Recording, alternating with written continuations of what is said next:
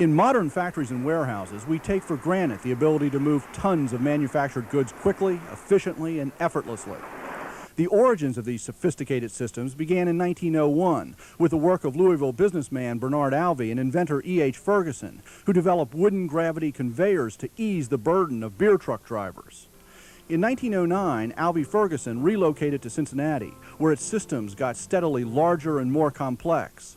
Much of this growth was shepherded by company president Edward Baker.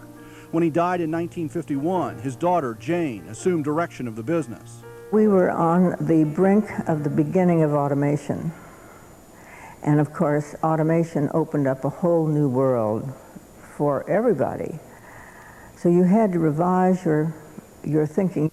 Under Jayne Baker Spain, Alvey Ferguson blossomed into the leader in its field, merging in 1966 with Litton Industries, where she served as director until January 1994. Besides a shrewd business sense, Mrs. Spain brought a deep interest in helping the nation's blind to break out of their traditional roles. At first, she thought in terms of jobs in sheltered workshops.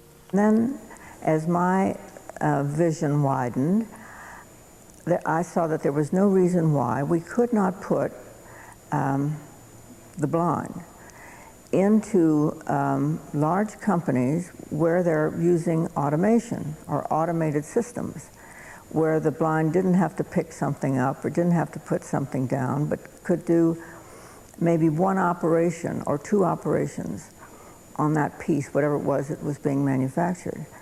Her success in incorporating blind workers into her workforce at Litton caught the attention of the United States government. Beginning in the early 1960s, Mrs. Spain represented the United States at a series of trade fairs throughout developing countries and behind the Iron Curtain. At the fair, she personally taught local blind people to assemble roller skate wheel conveyor systems.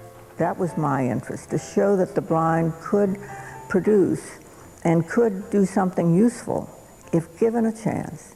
The people who came to watch it couldn't believe what they saw because the blind could only be a beggar. In 1966, President Lyndon Johnson appointed Jayne Spain to the President's Commission on the Employment of the Handicapped. 5 years later, President Nixon named her to the U.S. Civil Service Commission, where she worked to open opportunities for the handicapped and women in the federal bureaucracy. The work of committed people like Mrs. Spain has opened new opportunities for the blind. Where we will be in 20 years, I can't tell you that. I can tell you where I'd like to see us, and that is that if a child growing up really wants to be an auto mechanic and happens to be blind, that's what that child can do. And if a child is growing up and says, you know, I really want to be a sculptor, that's what that child can do. And if a little blind child says, I want to be a psychiatrist, that's what that child can do. The most important contribution was to awaken those people who were in power, whether it was a factory, whether it was an office building, whether it was the government, that because an individual has a handicapped body does not mean he does not have a brilliant brain. And it's brains we need, we don't need people to lift and tug and pull. We need brains, people who can think. And in the end, the survivors will be those people who have used their brains to make life better for everybody.